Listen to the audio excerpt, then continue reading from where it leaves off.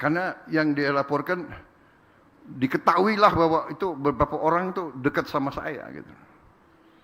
Jadi dia minta petunjuk, apa boleh diteruskan nggak pemeriksaan? Karena dia tahu ini dekat sama presiden. Dia lihat saya hati, masalahnya apa? Bagaimana Pak petunjuk? Teruskan pemeriksaan. Tidak ada, nggak ada. Mau orang Prabowo, bukan orang Prabowo, dekat sama saya, ya nggak ada urusan. Kalau ada indikasi, terus periksa. Justru kalau diberi kehormatan harus lebih hati-hati dan lebih jaga. Ya. Bukan diberi wewenang kepercayaan, malah merasa adigung, merasa di atas dan merasa negara ini bodoh. Saudara-saudara, saya heran kalau hari gini masih ada yang nyoba-nyoba ya, apa itu di aparat ya. Saya heran. Sekarang ada digital ya, ada apa? Ada macam-macam sekarang. Pasti ketahuan deh. Ya, saya sedih. Di ujung puncak karier, yang paling saya sedih adalah nanti anak dan istrinya. Tapi saya katakan, jawaban saya kepada BPKP, Anda boleh tanya beliau, Pak Ateh, tanya beliau. Jadi bagaimana Pak? Teruskan. Tidak ada siapapun begitu menjabat jabatan negara, jabatan berarti tanggung jawabnya kepada negara dan rakyat. Sudah nggak ada lagi. Nggak ada. Saya sendiri katakan, mau partai saya sendiri, Gerindra, cek udah berapa yang diproses dan ditahan. Tidak. Justru harus memberi contoh. Apakah dia jenderal atau mantan jenderal? Harus memberi contoh. Dulu kamu jago perang, ya sekarang buktikan ke rakyat bahwa kamu selesaikan karier kamu dengan tetap kehormatan. Bukan. Enggak, ini saya sampaikan karena saya, ya kalau saya dapat laporan, ya kan apa yang harus saya buat?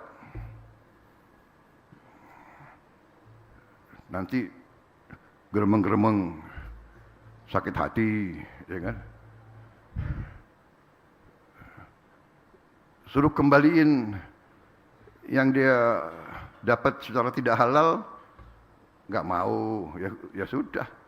Kamu urusan sama kejaksaan sana, saya serahkan. Jadi saudara-saudara, hari ini terima kasih. Saya diundang ke sini.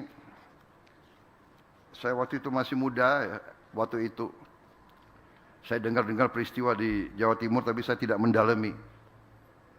Akhirnya hari ini saya baru sadar, baru paham, ya.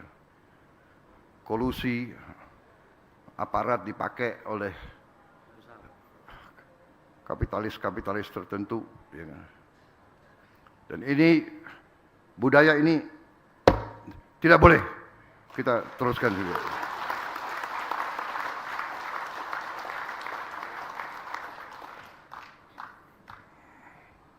Semua aparat dari yang tertinggi sampai yang terendah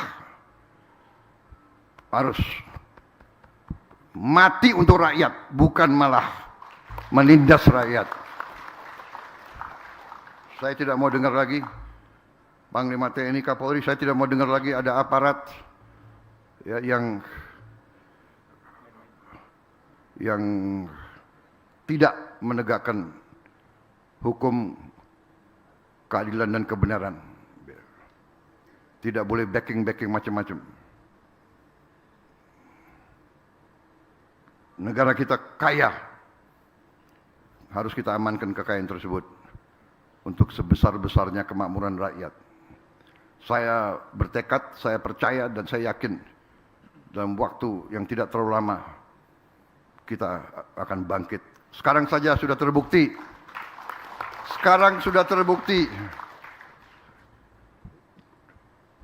banyak negara yang kesulitan, yang panik karena perang di Timur Tengah, Selat Hormuz ditutup. 20% BBM dunia lewat Selat Hormuz. Berarti pupuk terpengaruh karena banyak pupuk berasal dari minyak dan gas. Pupuk dari urea ya. Urea sangat dibutuhkan. Sekarang saya dapat laporan dari Menteri Pertanian, banyak negara minta pupuk dari Indonesia. Kita tidak euforia, kita tidak sombong, tapi kita berada sekarang di pihak yang bisa memberi bantuan. Australia minta tolong kita, kita jual ke Australia 500 ribu ton urea ke Australia. Filipina juga minta ke kita. Kemudian India minta ke kita. Bangladesh minta ke kita. Ya. Brazil minta ke kita. Perintah saya bantu semua. Juga banyak negara sekarang mau beli beras dari kita. Saudara-saudara sekalian. Bayangkan kalau kita tidak swasembada, kalau kita tidak buru-buru beresin masalah pertanian. Terima kasih semua pihak. Untung kita punya Menteri Pertanian yang hebat. Karena dia memang anaknya petani. Emang dia mukanya aja hitam kayak gitu. Ya. Kalau nggak hitam saya curiga. Dia di sawah terus. Walaupun tiap saya telepon ada di sini, ada di situ. Nggak apa-apa.